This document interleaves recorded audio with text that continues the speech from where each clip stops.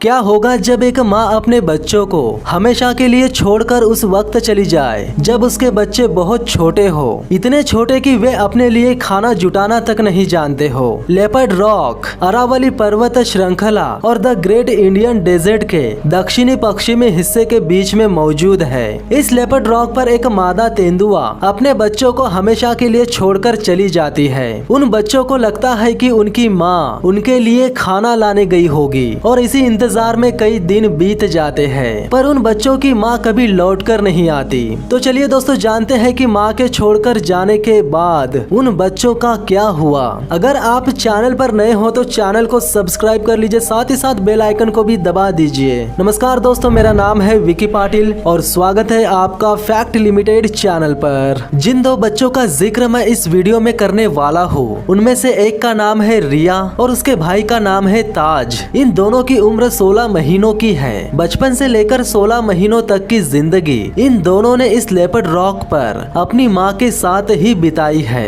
पर 16 महीने अपने बच्चों की देखभाल करने के बाद उनकी माँ प्रजनन योग्य यानी मेटिंग के लिए तैयार हो जाती है और ये तय है कि उसकी गंध से आसपास के नर तेंदुए उसकी ओर आकर्षित होंगे, जिसके चलते रिया और ताज के लिए खतरा बहुत ज्यादा बढ़ जाएगा। और ऐसा ही हुआ। एक बड़ा नर तेंदुआ उस गंध से उनके इलाके में आ जाता है। जवान नर तेंदुआ मादा की तलाश में सिर्फ तब होता है जब उसे मेटिंग करनी होती है और ज्यादातर मामलों में नर तेंदुए के आने से मादा का परिवार खतरे में पड़ जाता है, क्योंकि आधे से ज्यादा तेंदुए के बच्चों को नर तेंदुए ही मार देते हैं। रिया और ताज की माँ अगर चाहती तो उसी के इलाके में नर तेंदुए से मेट करते हुए उसके बच्चों पर नजर रख सकती है या फिर उस नर तेंदुए को रिया और ताज से दूर ले जा सकती है ताकि नर तेंदुए की नजर उसके बच्चों पर ना पड़े। पर रिया और ताज अभी शिकार करने के लायक नहीं हुए थे। दोनों बच्चे अपनी माँ की दुविधा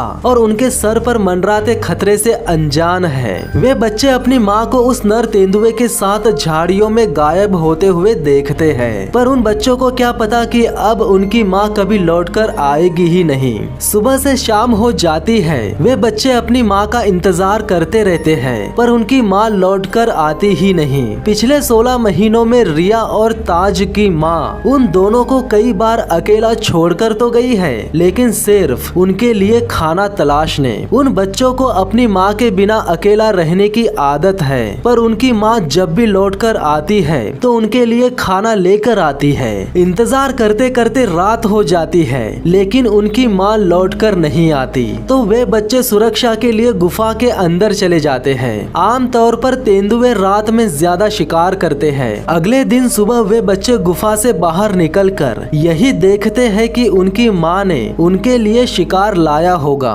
पर उन्हें उनकी माँ दूर दूर तक नजर नहीं आती। उनकी माँ को गए सिर्फ एक दिन ही हुआ था। वे बच्चे यही सोचते हैं कि उनकी माँ देर से ही सही लेकिन आएगी जरूर। तब तक रिया और ताज आपस में शिकार करने की प्रैक्टिस करते हैं। उनके इलाके में लंगूर और चीतल हिरन जैसे जानवरों की कमी नहीं है, पर उनका शिकार करने के लिए इन दोनों के पास हुनर कुछ भी नहीं है। अपनी माँ का इंतजार करते करते 3 दिन बीत जाते हैं। 3 दिन से भूखे होने के बावजूद भी वे भाई बहन मिलकर किसी जानवर का शिकार करने की कोशिश तक नहीं करते, बल्कि मोरों का एक झुंड रिया के पास आकर उसे डराने की कोशिश करता है और अनुभवहीन रिया उन मोरों से डरकर छुपने की कोशिश करती है। माँ के बिना रिया भूल चुकी है कि शिकारी वो है और मोर उसके शिकार है। रिया को उसकी असली पहचान बताने के लिए उसके पास उसकी माँ का होना बहुत जरूरी है, पर रिया का भाई ताज मोरों को देखकर समझ जाता है कि मोर उसके शिकार है और वो उनका शिकार करने की कोशिश भी करता है। अपनी माँ के इंतजार में 4 दिन बीत जाने के बाद उन दोनों की भूख इतनी ज्यादा बढ़ जाती है कि अब अब रिया शिकार करने की कोशिश करना शुरू कर देती है। आमतौर पर तेंदुए छुपकर शिकार करते हैं और शिकार को भागने का मौका बिल्कुल भी नहीं देते,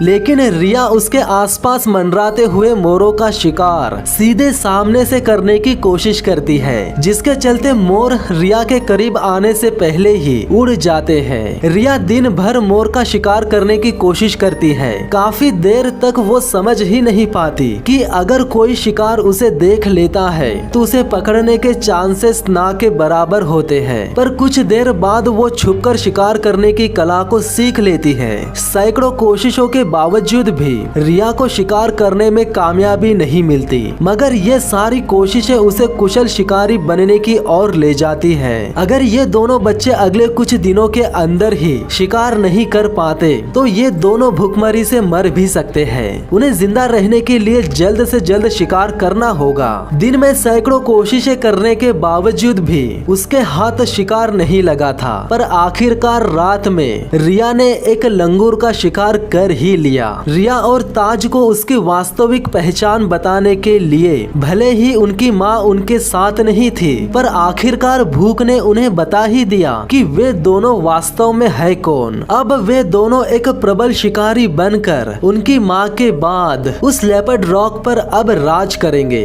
तो आज के लिए बस इतना ही। अगर आपको ये वीडियो अच्छी लगी तो वीडियो को लाइक कीजिए, चैनल को सब्सक्राइब कर लीजिए, साथ ही साथ बेल आइकन को भी दबा दीजिए ताकि इसी तरह की इंटरेस्टिंग वीडियोस की नोटिफिकेशन आप लोगों तक सबसे पहले पहुंच सके। तो मिलते हैं अगले वीडियो में, तब तक के लिए धन्यवाद।